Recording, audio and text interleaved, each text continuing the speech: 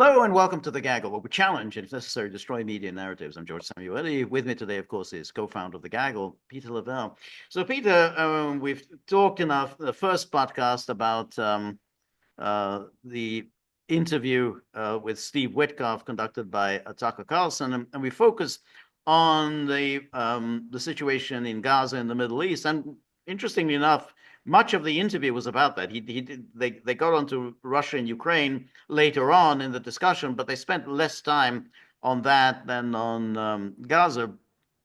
And his tone when it came to Russia and Ukraine, I think, was much more reasonable and intelligent and Knowledgeable. and knowledgeable and insightful, and that should be a hopeful sign. That doesn't mean that there's going to be any kind of a deal or a settlement or anything, but at least it's a hopeful sign that you now have a negotiator who seems to have a quite a good understanding of the situation, what the problems are, what the pitfalls are, and has moved away completely from the whole demonization approach currently being conducted by the Europeans, and of course that prevailed during the Biden years. So this is a very different approach. So I want to just then Hey, touch on. George, before we start, George, I also got the impression that he has his mandate. He has a little bit more elbow room. Was that your sense? Yes, I think so. I think so. But I think that's because I think Trump's approach. I mean, and again, we talked about that before, which is confusing, but at least it isn't so radically at odds with itself as his approach to the Middle East has been, where he negotiates one thing and then he goes completely in the opposite direction. So here, at least, he's more or less moving. So far, anyway, he's moving in one direction, and clearly he's the mandate that he's given Witkoff is you got to bring this thing to an end, and bring it to an end like now, and therefore whatever it takes, but it needs to be brought to an end. And so so I think it's a much more of a coherent approach. But anyway, if we look at what he said, this is why it's kind of interesting. Here we have Tucker Carlson has, so Putin has been in power 25 years, has been consistent for the whole duration of his presidency in one demand, which is that NATO stop encroaching on its borders, and specifically that Ukraine, which is the largest country that borders Russia, not be in NATO. And that is my understanding. My certainty is that that still remains the central demand, period. No Ukraine in NATO, can't have peace without that. In the same way that Israel doesn't want Hamas on its border, they don't want that. What can the U.S. deliver on that? And then Witkoff said, well, first of all, I think the largest issue in that conflict are these so-called four regions, Donbass, Crimea, you know the names. And then Well, Lugansk. He really muffed that one. Right. Yes. But I think it, to me, it sounded like he kind of had a brain freeze. He just couldn't remember the names. Oh yeah, that I forgive him on that one right up. Okay, Right. Yeah. I would have been surprised if he could name them all. Okay. Yeah. That's Lugansk, and there's two others. They're Russian speaking. There have been referendums where the overwhelming majority of the people have indicated that they want to be under Russian rule. Everybody, that is a major break. Very major break. And that has caused some outrage. That's already, I mean, that you can see this in a lot of commentary has expressed outrage. When you look at the Institute for the Study of War, that Kagan outfit, they're enraged by this comment. Yes, because I think that's the key issue in the conflict. So that's the first thing, that when that gets settled, and we're having very, very positive conversations, and Russia controls that. So the moment Russia controls that, right, but the moment you say there have been referendums where the overwhelming majority of the people have indicated that they want to be under Russian rule, that already off the table is going to be a return to Ukraine. I mean, that's, in other words, Witkoff is just simply saying that's off the table. They're not going to be returned to Ukraine because the overwhelming majority of the people want to be under Russian rule. So that's it. That's all the talk with sovereignty, territorial integrity. That's all that's gone. And then so that's supposed to be the way it gets settled. And the Tucker Carlson. In fact, some of these territories are now, from the Russian perspective, part of Russia. Correct? And Witkoff says that's correct, but this has always been the issue. And it's sort of no one wants to talk about it. It's the elephant in the room. The elephant in the room is that there are constitutional issues within Ukraine as to what they can concede with regard to giving up territory. The Russians are de facto in control of those territories. Already you can see his thinking about that Ukraine is going to have to make constitutional adjustments to give up on these territories. Well, again, I don't want to get ahead of his skis, but he's also intimating that there's going to be needs to be a lot of changes in Kiev. Yeah, that's right. That's right. And then Witkoff says the question is, will the world acknowledge that those are Russian territories? This is an extraordinary thing to say. Will the world acknowledge that these are Russian territories? Will Zelensky survive politically if he acknowledges this? This is the central issue in the conflict. Absolutely. So this is, I mean, he is saying this. Yeah. I mean, if what will happen in Kiev if essentially they concede these territories. Now he's saying this. So you'd have to assume he's had discussions with Trump about this. In other words, well, this is something that he's discussed in the Oval Office with Trump. It would also suggest, though I'm only speculating here, is that he has how to put it, he can see into the future a bit. Right. Okay. What Trump wants his intelligence community to do and other agencies, how to affect his plan. Right. What I'm trying to say in between lines here is regime change. I don't know. Could be. Could be. Could be.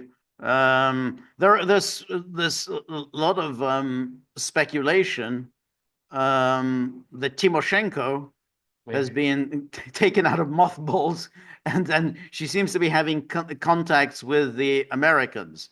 Well, I don't think that's a feasible plan. In any case, but I do think it's interesting that Timoshenko has been suddenly taken out of the deep freeze.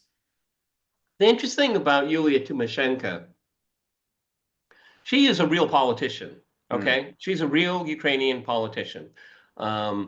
She's kind of like a Margaret Thatcher type character. I mean, you can abhor her ideas, but you kind of have to appreciate her political abilities. Okay, she's very, very bright. Okay, she's incredibly corrupt, but that doesn't separate her from the others in the top tier. But what's important about her, when Yulia Tymoshenko's name is mentioned, the Russians have dealt with her and they know her, okay? And I'm only speaking from my own opinion right here. She would be an acceptable interim interlocutor for the Russians. I think so. Yeah, she was known as the gas princess. Gas princess. She used to have short, dark hair in those days, and then she suddenly reinvented herself as this Ukrainian nationalist and had this peasant, this braided hair. It was real. It was real. It was real, but it was a very different look from when she was the gas princess. Yeah, she was like a peasant girl. Exactly, that whole all that blonde braided hair. So, and then. Witkoff says that on NATO, I think that Zelensky, and he's got a right-hand guy, Yermak, I think they've largely conceded that they're not going to be a member of NATO. There's been all kinds of talk about whether they could still have, quote unquote, what is called Article 5 protection, which gives every NATO country Article 5 protection. Whether Ukraine could have that in some respects from the United States or European nation without being a member of NATO. And I think that's open for discussion. But I think that it's accepted that if there's going to be a peace deal, Ukraine cannot be a member of NATO. I think that's largely accepted. So again, that's quite a major declaration there. And then he goes on. Witkoff then says, when I came back from the first meeting with President Putin, when President Trump said to me, go over and have that conversation, I think we're going to have a good, healthy conversation. Before that conversation, there was no talk about a Black Sea moratorium. There was no conversation about an energy infrastructure moratorium on hits between the two. That's not true. There were. We were not talking about prisoner exchanges. There were, and all kinds of other stuff after one meeting. Um, so Well, I mean, they just and the maybe Steve Witkoff with his interview with Tucker Carlson has solved the mystery of energy infrastructure or energy and infrastructure. yes, that's right. And I'm saying to you, not because of me, because this was President Trump sending a signal to President Putin that he wanted to resume his relationship together and that there were going to be two great leaders figuring out this conflict. Imagine talking about that. They're two great leaders And, figuring and out and this conflict. juxtapose that to that long discussion, the video we did previously on Gaza. Two interlocutors, two decision makers, Right. two. We never get that when when we're talking about Gaza, Israel, Palestine. Here it's very different. Very different. And that was the message that was coming to me. That was my message to President Putin. I was directed by President Trump to deliver that message that we were here to begin a real discussion, a productive discussion about how to end this conflict. And President Putin, to his credit, sent all kinds of signals back to the president that this is the path that he wanted to be on, including statements that he made. And then it says, this is where it got interesting. I hadn't read this. Maybe you read this somewhere. In the second visit that I had, it got personal. President Putin had commissioned a beautiful portrait of President Trump from the leading Russian artist and actually gave it to me and asked me to take it home to President Trump, which I brought home and delivered to him. It's been reported in the paper, but it was such a gracious moment. I only heard about this morning. Yeah. Yeah, that's the first exactly. I hadn't seen this reported anywhere about this commissioned portrait. And told me a story, Tucker, about how when the president was shot, he went to his local church and met with his priest and prayed for the president. Not because he was the president of the United States or could become the president of the United States, but because he had a friendship with him and he was praying for his friend. I mean, can you imagine sitting there and listening to this kind of conversations? really sort of the Russians are very good at this. I mean, this is they're good at how to get around people, how to do the flattery. Some years ago, when Viktor Orban visited Putin in Moscow, the Russians organized a special series of concerts of Hungarian operetta music, because they know that Orban's a big Hungarian nationalist, and this is one of the prides of Hungarian music, the operetta. Like the Austrians and the Hungarians are very good at this operetta, and lo and behold, the Russians lay on this series of concerts of Hungarian operetta music. Details when Judge Knapp and Larry Johnson were visiting Moscow and waiting for their interview with Sergei Lavrov, they were taken, and I've been to the vast Second World War monument, the Pobeda, as it's called, Victory, and it is really eye-popping. I mean, you could be a museum goer, but this is like going on a totally different plane, and they were mesmerized, which they should have been because I was too. But that's that extra touch that. That's right. They're good at it. They're very good at it. Yeah. And I came home and delivered that message to our president and delivered the painting, and he was clearly touched by it. So this is the kind of connection that we've been able to reestablish through, by the way, a simple word called communication, which many people would say, I shouldn't have had because Putin is a bad guy. I don't regard Putin as a bad guy. It's a complicated situation, that war, and all the ingredients that led up to it. It's never just one person, right? So I think we're going to figure it out. All of that is correct. I mean, it's like I was talking about how this, you read these newspaper columns, these, and even articles like in Foreign Affairs, these illustrious magazines, it's all Putin, Putin, Putin, Putin, Putin, Putin.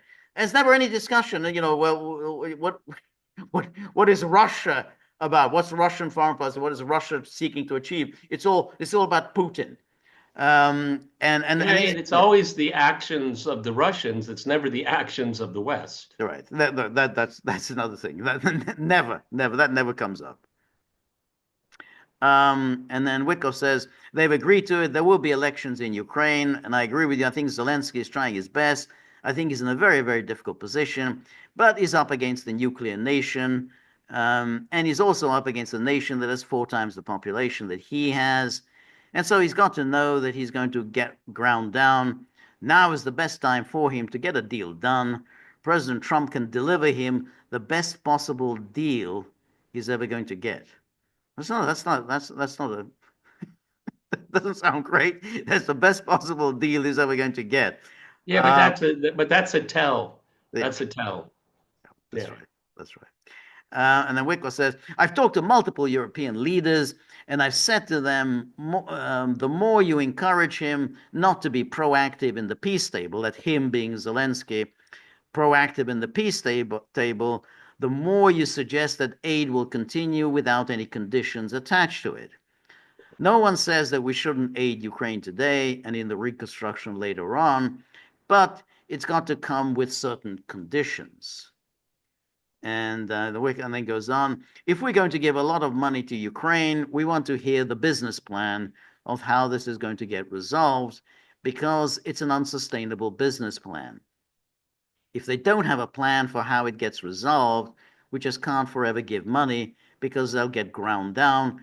And ultimately, and this is, me, we've discussed this in the administration, ultimately, what you can't have here is risk of another nuclear action, even the tactical nuclear action. I mean, even if it's not a big bomb explosion, doesn't matter, just a tactical nuke would take the stock markets down. It's really interesting. Again, his use of language and characterizing it's very different than what we've ever seen before from such a high Right. ranking or Right. empowered official. Right. But he's right. I mean, Oh, he's right. That's right. The bluntness is quite striking, because it's far blunter than anything Trump has said, far blunter than anyway either Marco Rubio has said, but even Mike Waltz. Waltz has kind of hinted at this, but he's never really been as explicit as this. Rubio is just simply, he's being just kind of weaselly being a yeah, well, politician. Midterms start soon, George. Okay. Exactly, that's exactly right. But Waltz has sort of given an indication this is what they're thinking. But as we discussed earlier today, ultimately it's still going to be predicated on, well, if the United States continues to aid and arm Ukraine, then essentially this is Minsk III. That's just not acceptable to the Russians. I mean, you're just signing a same deal, which means the whole thing starts up again. You're just going to be building up Ukraine to restart the whole thing in 10 years' time. And then Witkoff says, and while I think that we have to get a fair deal for Ukraine, we cannot allow that country to drag us into World War III. And that's not that's not my policy. That's President Trump's policy. It's very important to say this. They drag us into World War III. It's not just simply saying, well, when Biden ridiculously said, we're closer to nuclear Armageddon than we have been since the Cuban Missile Crisis. Well, how did that come about? But here you're saying, well, dragging us into World War III. It's not entirely accurate. I mean, the Americans pushed this. It's America's war. You're not getting dragged anywhere. Yeah.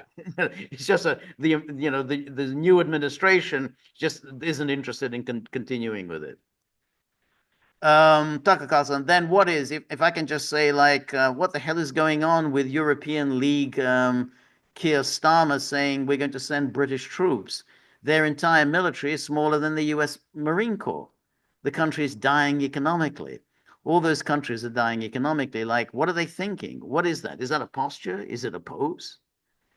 And, and he says, well, I think it's a combination of a posture and a pose, and a combination of also being simplistic. I think there's this, this sort of notion of we've all got to be like Winston Churchill. The Russians are going to be march across Europe. I think that's preposterous. By the way, we have something called NATO that we did not have in World War II. And then Tucker Carlson, do you think the Russians are going to want to march across Europe? 100% not. Um, and why would they want that? I don't want those countries. Like, why would they?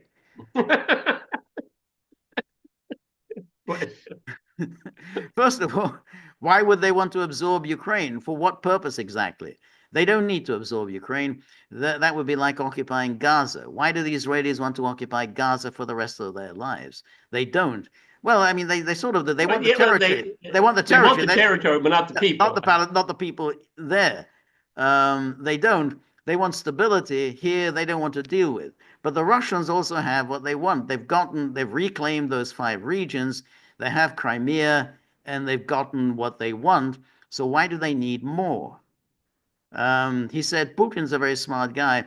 Someone said to me that sometime I was talking to someone in the administration. They said, well, you've got to watch it because he's an ex-KGB guy. So I said, okay, what's the inference? Well, he's an ex-KGB guy. He could be looking to manipulate you. And then, but yeah, but who doesn't want to have a world where Russia and the United States are doing collaboratively good things together? Tucker Carlson, exactly. Thinking about how to integrate their energy policies in the Arctic, exactly. Share sea lanes, maybe send LNG gas into Europe together, maybe collaborate on AI together. If we can get past technology migration, who doesn't want to see a world like that? What about the presidents being able to talk to one another about Iran, where Russia has some degree of influence? I mean, who doesn't want to see a world like that? To me, it's so logical. You can see here, this is what Trump is thinking. I mean, Yeah. he's just expressed it much more directly and much more in a much more less inhibited way, in a much more I don't know, articulate way than I think Trump has expressed himself. But that's what Trump is Obviously. thinking.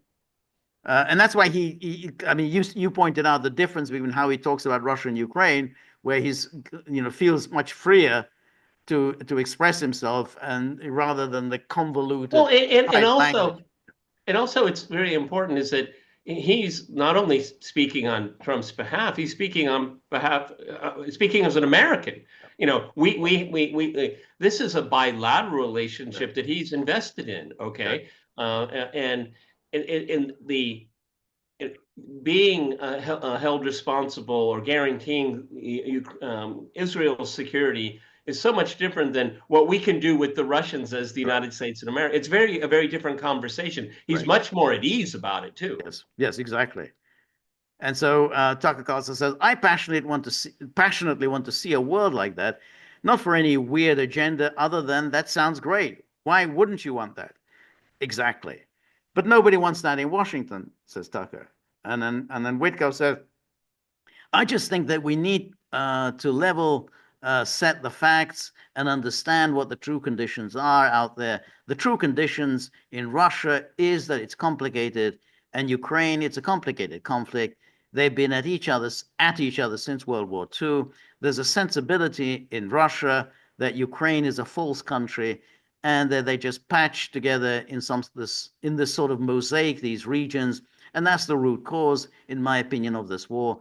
That Russia regards those 5 regions as rightfully theirs since World War II, and that's something that nobody wants to talk about. Well, I say it out loud. How are we going to solve this thing until we solve the central issue that underpins this conflict? Well, that's kind of an interesting way of looking at it. I mean, you have to also remember, and I would tell this to Steve Witkoff if he was with us, is that after the illegal change of government in 2014, ethnic Russian speakers were the victim of aggression from the Kiev regime, backed up by the United States. So, they've been at each other's throats since World War II. Well, that's not true at all. Well, it Okay. isn't, it isn't. I mean, after all, the whole Bandera movement started Yeah. in Well, okay. Yeah. during World War II and continued for many years after World War II.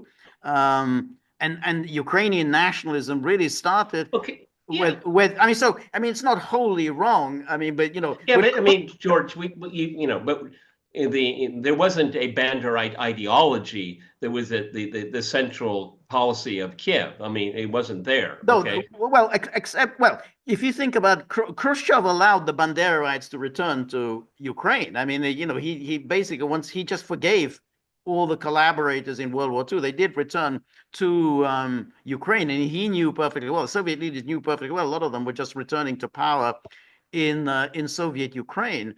And really, even from the earliest days, from 1991, you have these Okay. Well. Okay. Ukrainian nationals. I mean, I just think he's not wholly wrong. It didn't just Yeah. start in I 2014. I just think it's more nuanced than that. I'm not going to on a scale of 50-50. He's like, yeah, he's in the right Yeah, yeah, side, on right, the right side of the ledger. It's just right. that it's very, very No, I mean, simplistic. yeah, I mean, but I mean, I think that, I mean, I think it's reasonable to say that it wasn't like, oh, well, everything was fine until to Oh, well, it was 2014. never No, fine. it was not Okay. fine. And the fact that these Ukrainian nationalists, these people like, Kuchma. I mean, Kuchma writes a book. I think it's called "Ukrainians Are Not Russians." I mean, that was the book he wrote, and Kuchma was someone who actually had reasonable relations with Okay. Moscow. Yeah, To put a bow on top of it, there were elements of this virulent Ukrainian nationalism that's always been there. right, Okay, it was empowered right, on steroids right. by the coup Yeah, of February 2014. I yeah. think I think Oh, we. I agree there. What's I think interesting, I think this is it. That apropos of this, because I read the Institute for the Study of War, that neocon Kaganite outfit. The furious. This is what Russia's done is a violation of international law. What Steve Witkoff says is that he's accepting and agreeing with this outrageous, egregious violation of international law by Russia. The problem with that argument is that, well, there was a coup. There was a coup that took place in 2014. So therefore, the legal, legitimate government was overthrown, and the coup regime then unleashed violence against the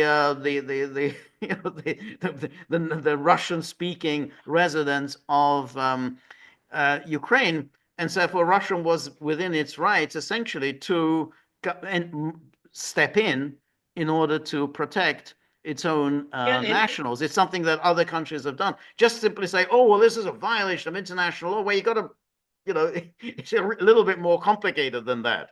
yes, and after the coup of February 2014, the people collectively, the Donbass, they were disenfranchised from any kind of political participation. So Right. they were not given any kind of say in their self-determination.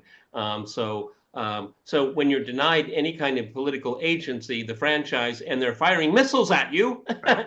it kind of changes things. That's right. So that's why I think what he's Witkoff is saying is, I think, very interesting. I think very reasonable. However, and I think this is a question, and I don't know with the answer to this. I mean, are you hopeful as a result of this interview? I think he knows more than he's letting on in some ways. Because we was talking about the fate of Zelensky, I think he's in a tough spot. That is such a diametrically opposed tone that Yeah. we've had for 3 years. I think that being hoisted up into this position, I think Steve Witkoff thinks that he's got a shot at Ukraine. I don't think he thinks he's got a shot Right. with Right. Gaza. Right. okay, at all, okay. But then that's why I asked you before we started, because when I read it, I felt like he had a little bit of elbow Yeah. room, okay, and he's a Right. lot bolder. He's Yes. bolder in Right. critiquing Right. other actors and Right. individuals and like that. Right. Um, uh, he never said anything negative in his interview.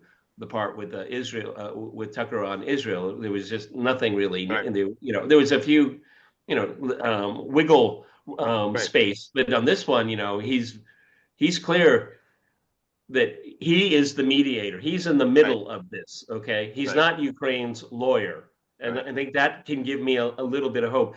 George is asking me this question because of my program. I was just, the embers of hope are dying out. Okay, Right. and I'm looking at this here. I'm going to put that on hold. Right. Okay, because Steve Witkoff, he wants this done. You could feel it. He Yes. wants this done. Yes, he wants this done. And Trump has clearly instructed him, I want this done. And when Witkoff outlines this future, cooperation with Russia on this, on that, and everything else, I think that's Trump's thinking. Is obviously he's relaying Trump's ideas.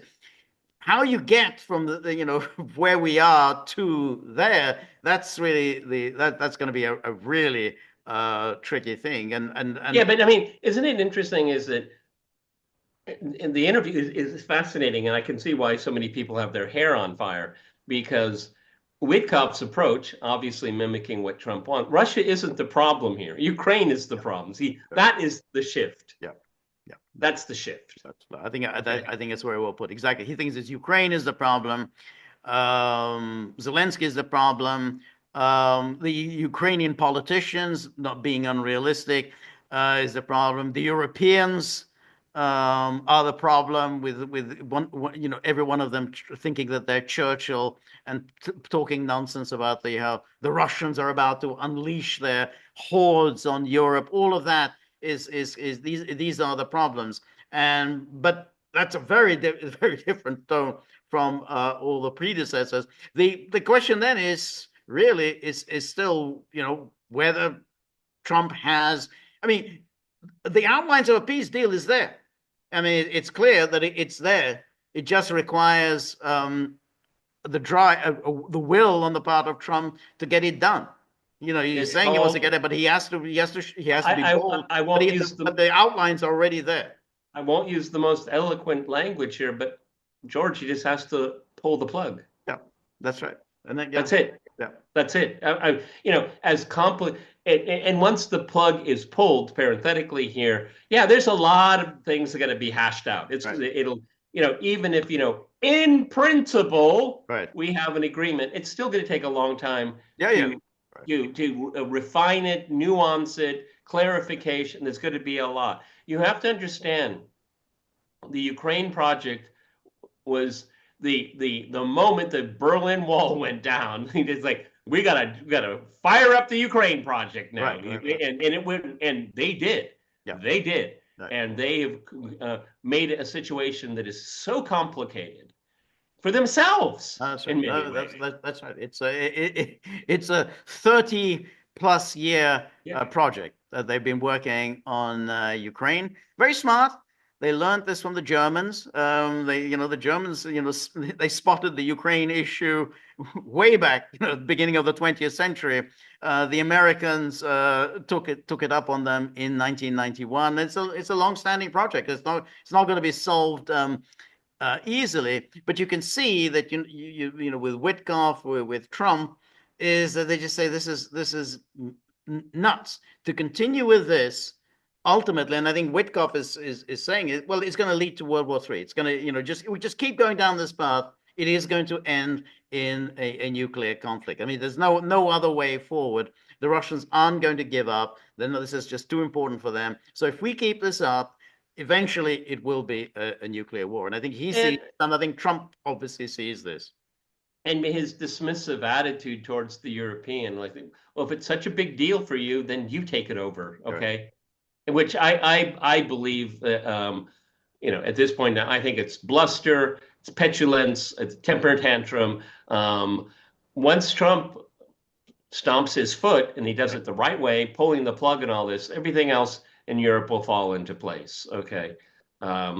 Because well, you're in Europe, George. I mean, is everybody ready for the great rearmament and the militarization? Have they fitted you out for a uniform No, yet? I don't think so. I don't see everyone being ready, and I have to see this new German government and their economic plan of running up a huge debt. I don't know that the Germans are going to go for it. I think this. Would you buy those bonds? I wouldn't. I don't think I would. So once they start running up a debt and therefore running up inflation, and there's no other way they're gonna start running up inflation. I just have my doubts the Germans are gonna buy into it. It's so, and if Germany isn't gonna do it, then I don't think anyone else is gonna do it. So The Germans, in Germany, there are no coins in the couch cushions. It no, doesn't happen there. no. They keep track of everything. Right. Okay. So they've decided essentially to go for broke. I mean, they literally go for broke. Let this, Yeah, go for. Oh, that's going to be a title for one of my programs. Going for broke. I like that. Yeah. All righty, everybody. This was a very valuable experience because I think when you get away from the maddening, ridiculous, juvenile media that people are pumped up with every single day, Steve Witkoff, for his deficiencies, and they're notable. But in the case of Ukraine, common sense. That there was a lot of common sense there. Right. Exactly. Exactly. Common sense. I think he has common sense on Israel, but he knows where, the line that he has to pedal, and that's why it was so frustrating as he meandered and then used all kinds of circumlocution, not really addressing the issues. Occasionally, he would let the cat out of the bag, and then he would promptly stuff the cat back in. But you can see that he's at least thinking. He knows that the policy that he's being asked to enact is just isn't going to. Well, let me ask you a question as we sign off here. Who do you prefer listening to, Waltz, Witkoff, or Rubio? Well, definitely not Rubio. I would think. I mean, for me, it's easy. Yeah, I go for Witkoff. Oh yeah, me too. In a heartbeat. I mean, Marco Rubio. This is a guy that is he was genetically made in the laboratory. Okay, I mean, he's smooth, but that's practice. Okay, that's the Rubio simulation. Okay, the simulation. He was a senator simulation. Right. Now he's a Secretary of State simulation, okay. And next he's going to be a presidential candidate simulation. Okay. I if there's one thing, we should put money down on that. Rubio, after the midterms, will announce that he's stepping aside. No hard feelings. He still, has very warm feelings towards President Trump, but he needs time to, recharge his batteries. No question. He's gonna. That's the moment he's gonna make his move. Yeah. So there's two variants here. It was an honor for me to be part of Donald Trump's second term, his foreign policy successes, which of course are his and his alone. Next one, I worked very hard to work with the new president. We just we couldn't find common language, and I supported him to the last moment. But I'm going to have to part ways with the president. I hope I get his endorsement anyway. It's going to be one of those. Oh yeah, no, I think so, and I think as we decided way back when he was appointed Secretary of State, you don't just give up a Senate seat just like that, So when he gave that up, now he's got some foreign policy credibility. He's been Secretary of State, and then he throws his hat in the ring. He can be a Trumpian, but he's not going to abandon all the neocon interventionist aspirations. No. That's going to be too much money in that. There's too much. But I've used in our podcast today elbows.